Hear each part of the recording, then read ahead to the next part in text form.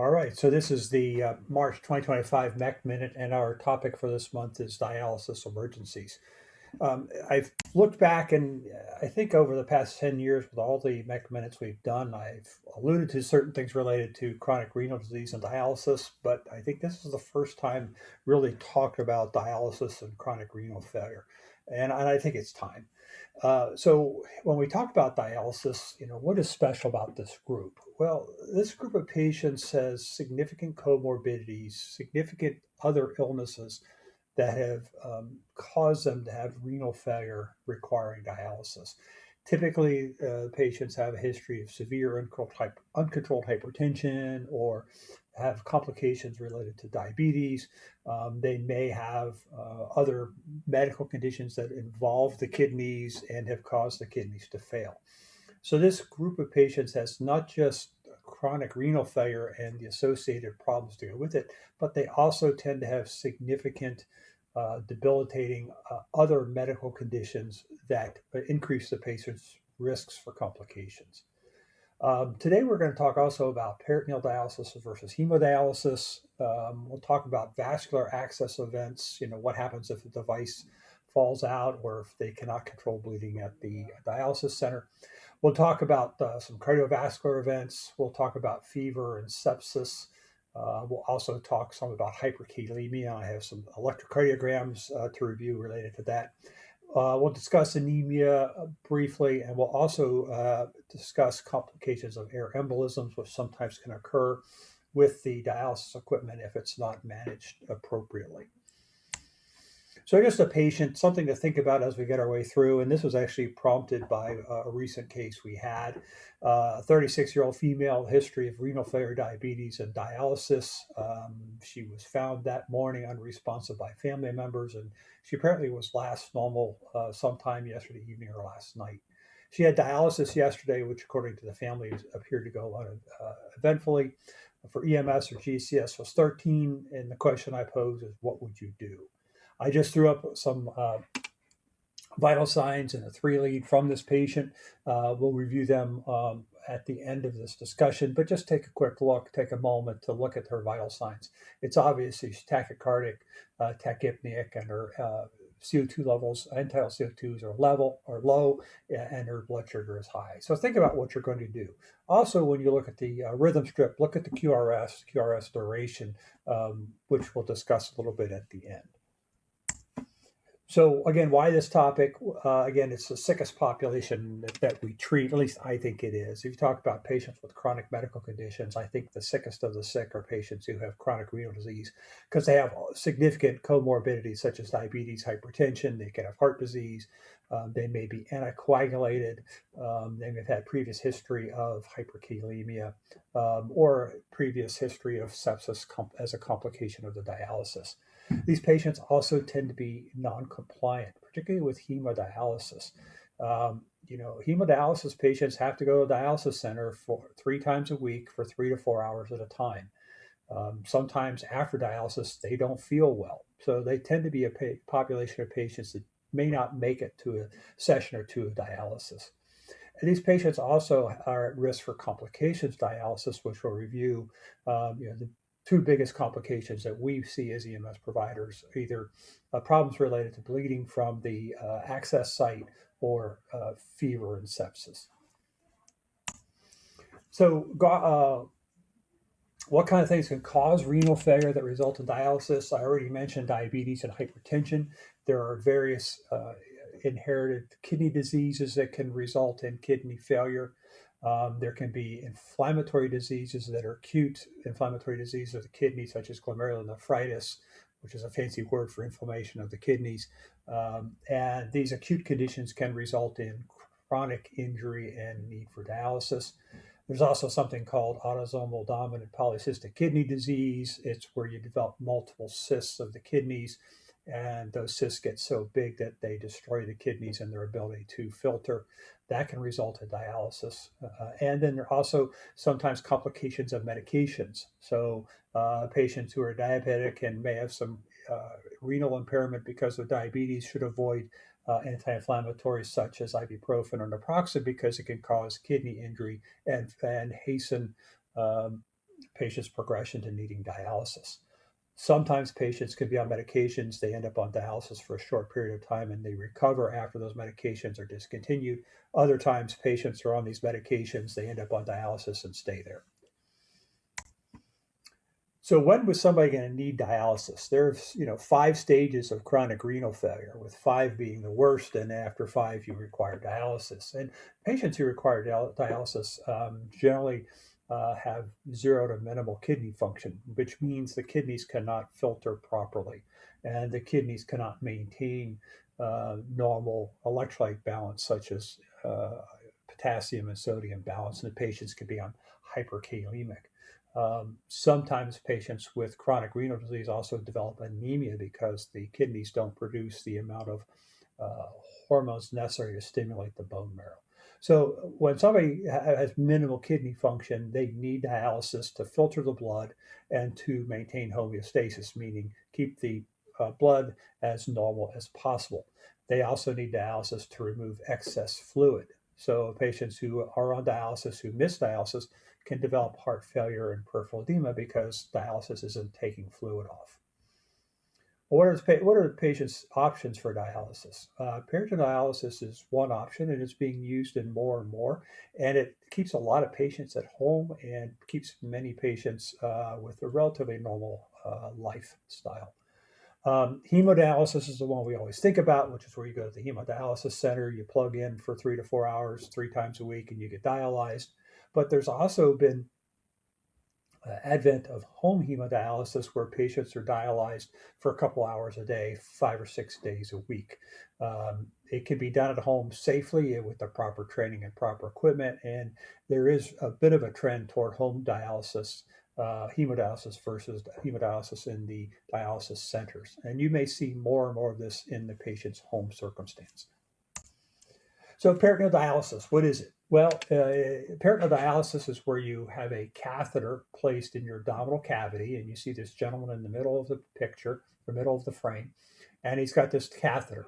The catheter is hooked up to a bag of dialysate or saltwater solution.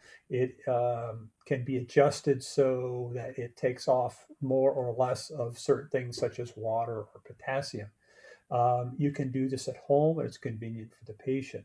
The peritoneum, the lining of the abdominal cavity, acts as a dialysis membrane.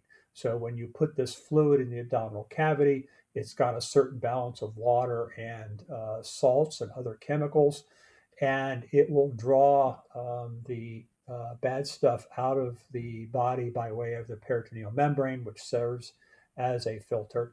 And then when the patient drains this fluid out of their belly 4 to 6 hours later, all this bad stuff goes out in the dialysate fluid.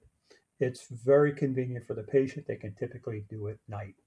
We often see this done in patients who have some preserved renal function, not bad enough to go on hemodialysis, but bad enough that they need help. And generally, this is something that's done once a day, 4 to 6 hours overnight, although there are some procedures where it's done several times a day as shorter cycles of dialysis with a longer cycle at bedtime. So you may see it either way.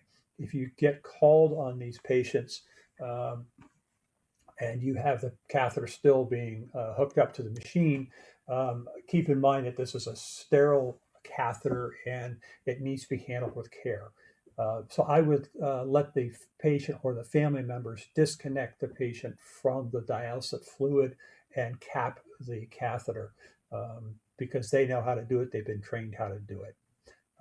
Typically, whenever you access the catheter, you put a new cap on it. You don't reuse the cap. So get the family involved. The complications you may see could be catheter displacement. These devices are sutured in place. It's not easy to dislodge, but sometimes something happens. The patient snags the device on something and it pulls it out, or it pulls it partially out. What do? You leave it alone, secure it in place the best you can. You transport the patient to the hospital. I would not leave them at home, but I wouldn't take it out either. Or if it's all the way out, just bring everything along with the patient to the hospital where we can have them evaluated by the surgeons and then the kidney doctors. The other thing we think about is, and it's more common, is peritonitis or infection of the abdominal cavity. Um, these patients tend to have a fever and abdominal tenderness. If we see them in the emergency department, we will typically treat them with antibiotics and then have the kidney dialysis or renal dialysis staff at the hospital take fluid off. Even in the emergency department, we do not access these devices. We let those who've been trained on the devices to come down and take the fluid off. And we can send the fluid off to the lab for culture. Sometimes these infections require the catheter be removed. How about hemodialysis? So hemodialysis is where we're hooking a patient up to a machine. We're going to put the blood through a filter, and we access the blood either by way of a AV or arterial venous fistula, which is where there's a surgical connection between an artery and a vein in the distal forearm.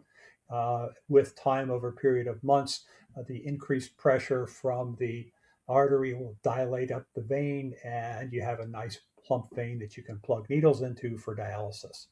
Another way you can develop a big dilated vein for dialysis is to put a graft in, with a synthetic tube that grafts between the artery and the vein. It is similar to a fistula, except it's not a direct connection between the artery and the vein. It's a tube that connects the two and feeds the higher pressure blood into the vein, causing it to dilate. We commonly also, though, see a dual lumen central venous catheter that's inserted typically by interventional radiology. It's typically in the upper chest, although sometimes it could be in the upper thigh near the groin. Generally like to avoid the groin because it's easier to get infected. But you'll see these devices as well. All of these devices should be considered sterile, and we should really limit our contact with them, particularly in terms of taking off the cap or accessing the device. Patients with our on hemodialysis typically have it at a hemodialysis center 3 to 4 hours a day, 3 times a week. Although, like I mentioned earlier, sometimes patients will have dialysis at home. There's equipment out there that's almost foolproof. Patient and or family members can access the catheter, and the patient can be dialyzed for 2 hours a day, 6 to 7 days a week. These patients find it much more convenient from a scheduling perspective. They also tend to feel better. When you have dialysis 3 times a week, you tend to see bigger shifts in your fluids and your electrolytes, and you really feel bad for half a day after dialysis. Patients who have dialysis at home don't have these big shifts in fluids and electrolytes. They tend to feel better after dialysis. I anticipate you're going to see more and more of this, particularly in patients who are relatively independent or have a good care provider at home. Just a quick little graphic of what dialysis is. You have dialysis of the blood, and essentially what you're doing is you're taking the blood and moving it through a chamber that is divided by a membrane. And on the other side of that membrane is the dialysis fluid, or the dialysate. And if you remember some basic chemistry, chemicals tend to move from a point of higher concentration to lower concentration. So if you have a high potassium in the blood and a lower potassium in the dialysate fluid, potassium will move through that membrane and go into the dialysate, where it can be wasted.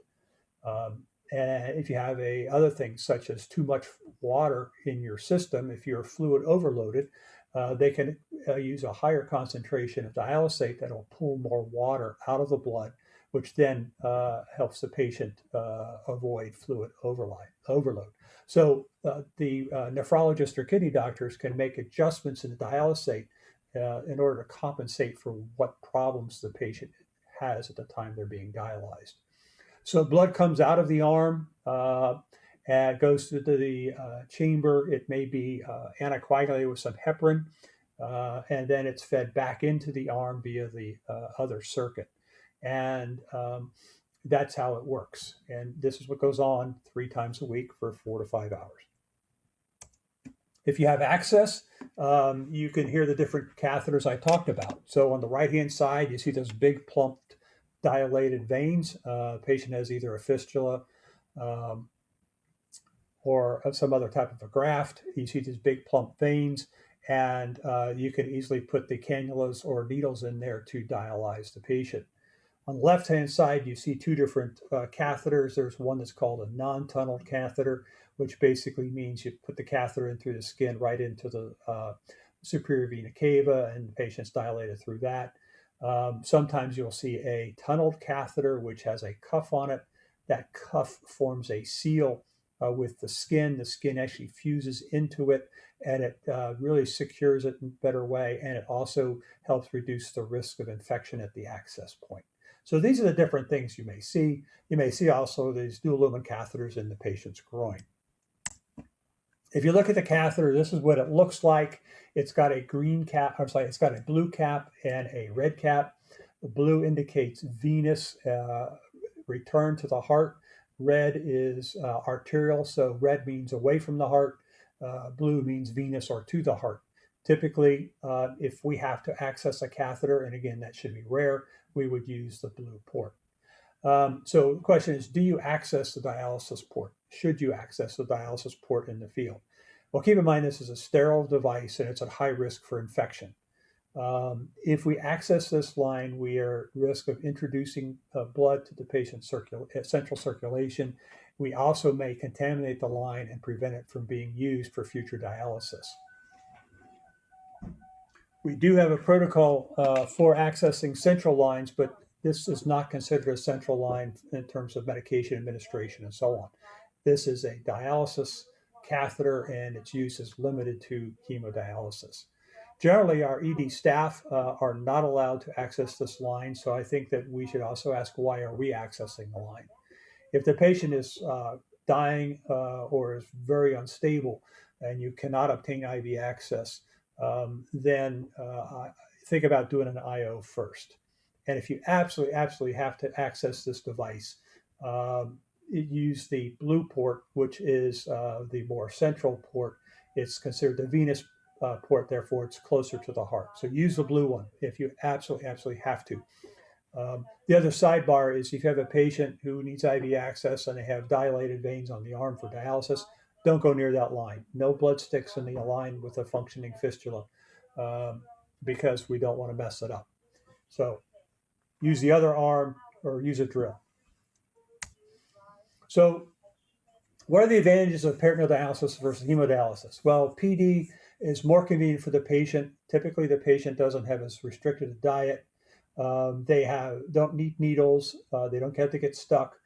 And they may have, if they have some residual kidney function, we may be able to get it to last longer by using peritoneal dialysis rather than hemodialysis.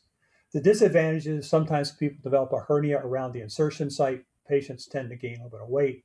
If the patient has chronic GI issues like Crohn's disease or inflammatory bowel disease, you cannot use a PD catheter.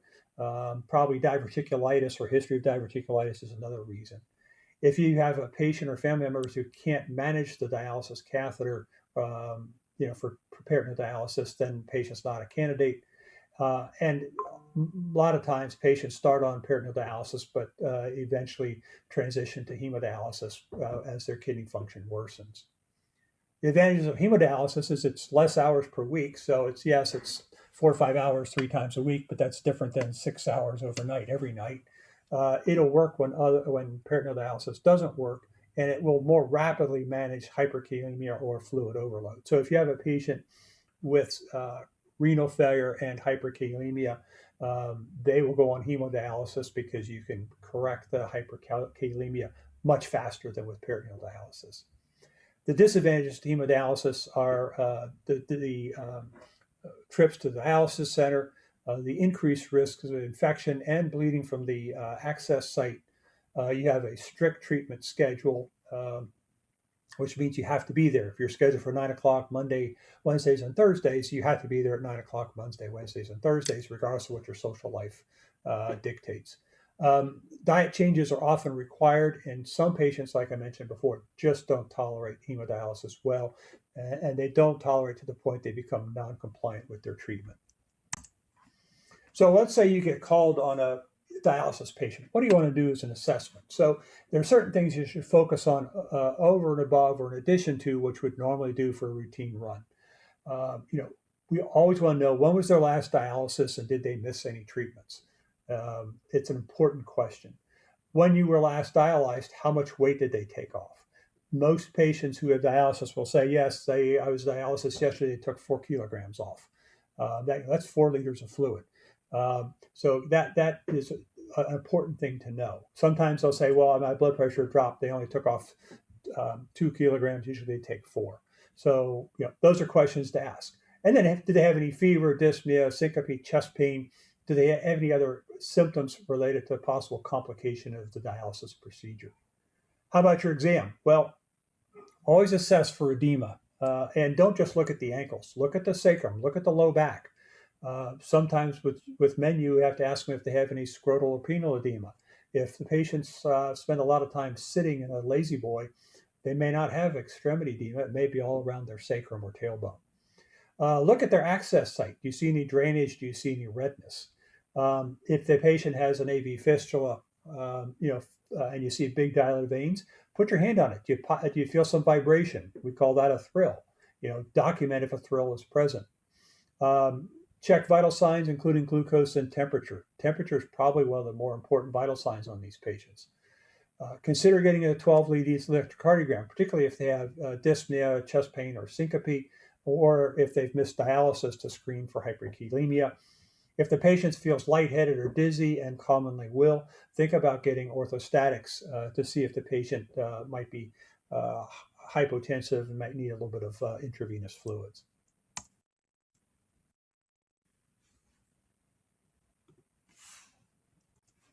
How about complications? Fluid overload. We talked about that. These patients, if they're fluid overload, they probably will have peripheral edema. They typically have signs and symptoms of heart failure, like distension of the neck veins, dyspnea, hypoxia, they may be tachycardic, maybe tachypneic. In these patients, Lasix is not likely to work because if the kidneys aren't filtering, if the kidneys aren't putting out urine, then really Lasix isn't going to work. If the patient needs respiratory support over and above oxygen, think about using CPAP or BiPAP. It works wonders in these patients and it buys them time. If the patient is severely hypertensive and they have signs and symptoms of heart failure, think about topical nitrates. And then closely monitor your patient, keep track of their blood pressure, their pulse oximetry, and their end-tidal CO2. Keep an eye on these patients because they can go south really fast. How about hyperkalemia? This is the one that we often worry about in patients, particularly patients who are on dialysis and who have missed one or more dialysis sessions. So think about hyperkalemia. We've got a couple EKGs coming up. These patients have really tall peak T waves. The P wave itself may flatten, if not disappear. Their PR interval may be prolonged, and with time, they may have widening of the QRS complex. So I have a couple 12 leads. These are all hyperkalemic. So on this first one, you look at it and, we think about the PR interval. PR interval looks okay. QRS duration looks okay. But look at those big T waves. They're really peaked and tall in V2, V3, V4, and V5, even V6. So if this is a dialysis patient and they have missed dialysis and they have a 12 lead looks like this, I would be really concerned about hyperkalemia. Would I start treatment in the ambulance? Probably not.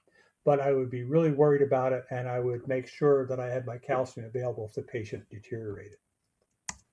Here's another patient, kind of progression. These are not the same patient, but it's progression of electrocardiograms. Look at this one. This one, I really don't see much of a P wave. The T waves on the precordial leads are very tall and peaked, but look at the QRS. It's getting wider and wider. Again, if this is a dialysis patient, they missed some sessions, I would be really worried about hyperkalemia. Well, let's say you leave this guy alone and give him enough time, you may get something like this. Really wide, abnormal appearing QRS or waveforms. I don't see a P wave. This patient's in trouble. This patient, as well as this next one, where you see these really weird QRS complexes that are wide, I would be worried about hyperkalemia and I would be tempted to treat them. And how would I treat them in the field? Well, we use calcium chloride as the antidote. So if you have a patient who is hyperkalemic, we want to use an antidote to reverse the effect of the elevated potassium. And we also want to try to correct the hyperkalemia. So the antidote to an elevated potassium is calcium chloride. We have it in our protocol for cardiac arrests um, that may be related to hyperkalemia on dialysis patients. I would really consider giving this patient calcium chloride as soon as I could get an IV started. We also need to correct the hyperkalemia. Well, what do you have that we could do to correct this?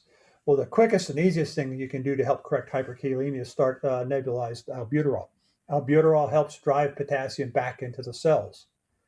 If you remember physiology, most potassium is stored within our cells, and if we want to get potassium out of our blood, we drive it back into the cells.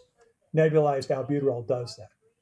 IV sodium bicarbonate also will help drive potassium back into the cells.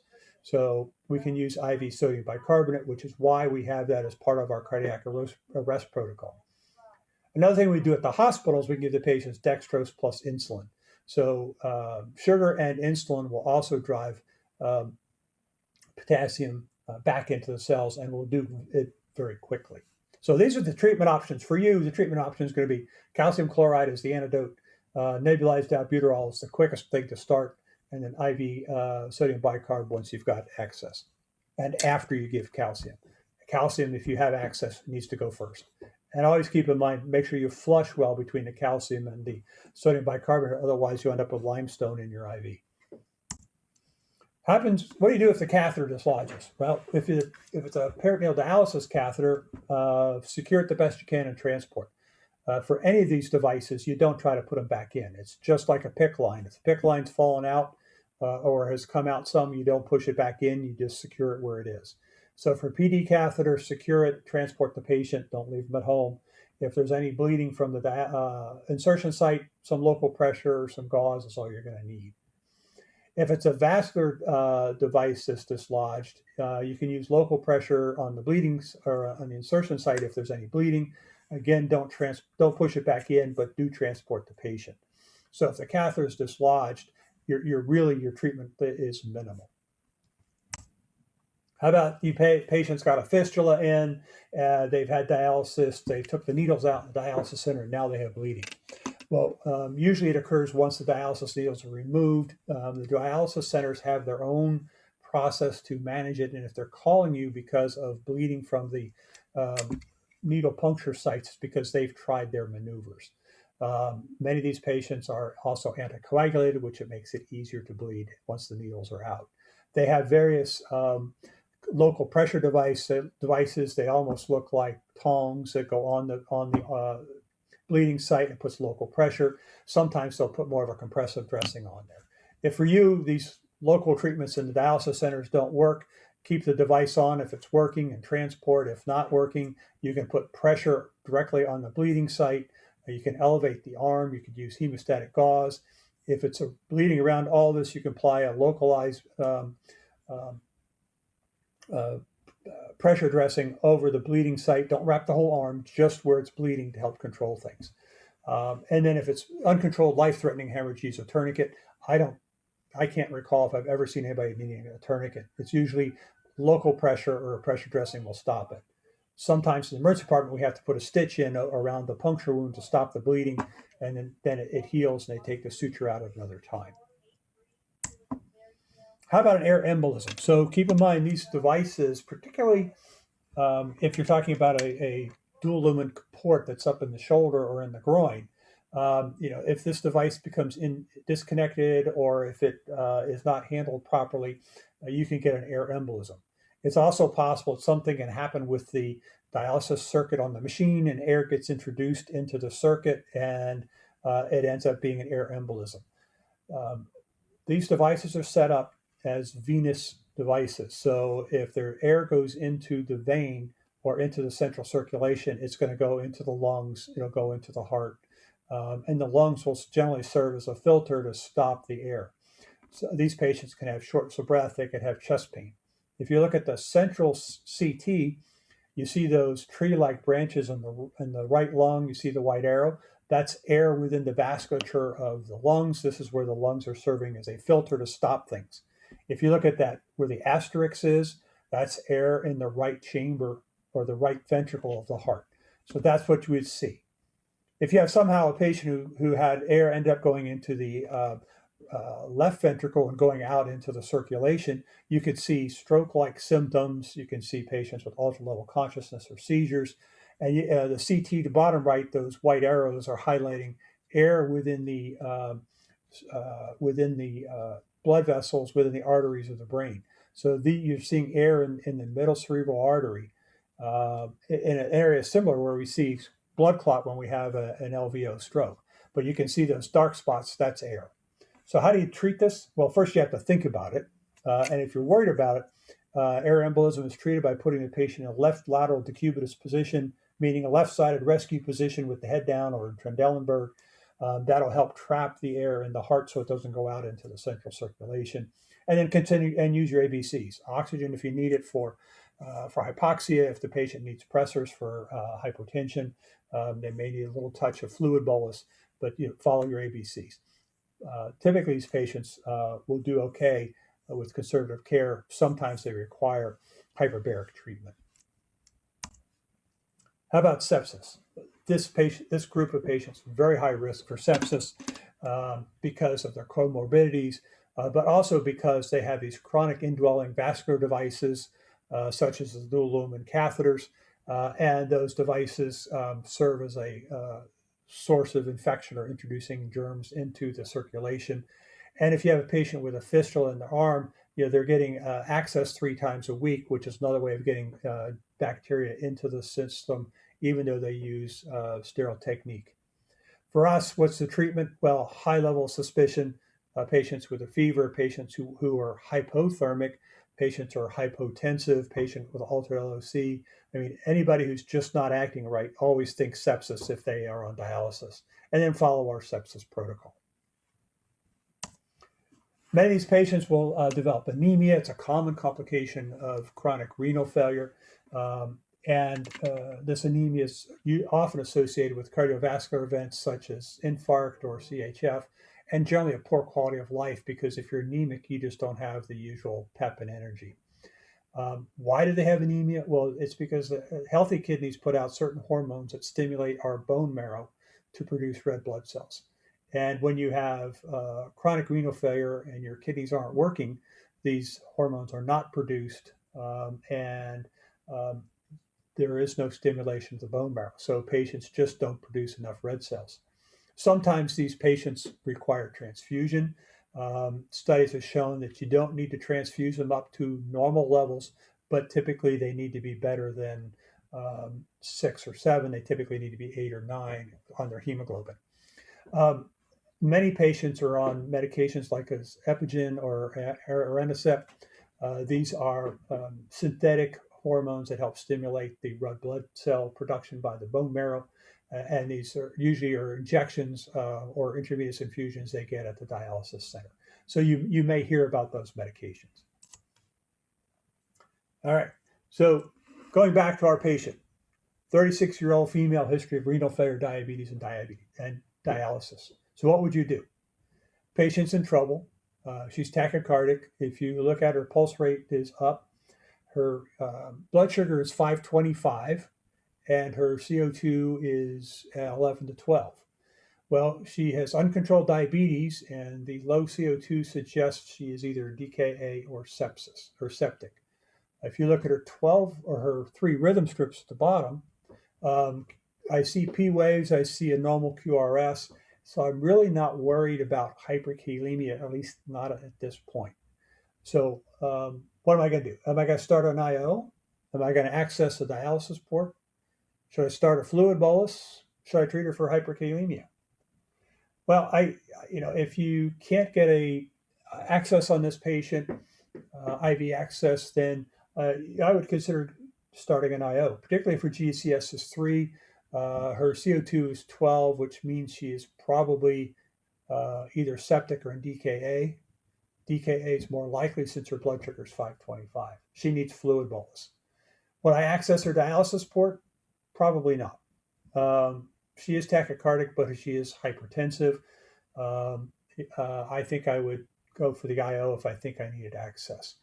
Um, Once this patient arrived at the hospital, she was found to have a pH of 6.8 on her blood gases. A normal pH is 7.4. Her potassium was 2 point something, so which is on the low end, not the high end. And she did get fluid bolus for her DKA as well as IV sodium bicarbonate for her acidosis, not for hyperkalemia. And she got insulin as well. So to answer the 4 questions, would I start an IO? Probably. Would I access a dialysis port? I don't think so. The answer is no. Would I start a fluid bolus? Yes. Would I treat for hyperkalemia? Not at this time. She doesn't have any changes on her electrocardiogram to indicate hyperkalemia. So I would hold off on potassium or on calcium and sodium bicarbonate and albuterol. So just an interesting case. All right, so in review, chronic renal dialysis patients are high risk for complications, have a high level suspicion for infection, hyperkalemia, and fluid overload. If the patient has acute changes while on hemodialysis, consider bleeding, consider myocardial infarction, consider air embolism, consider sepsis. So that's what I have. Hopefully covered a lot of teaching points for you. If you have any questions, please post them on Basecamp. Thank you.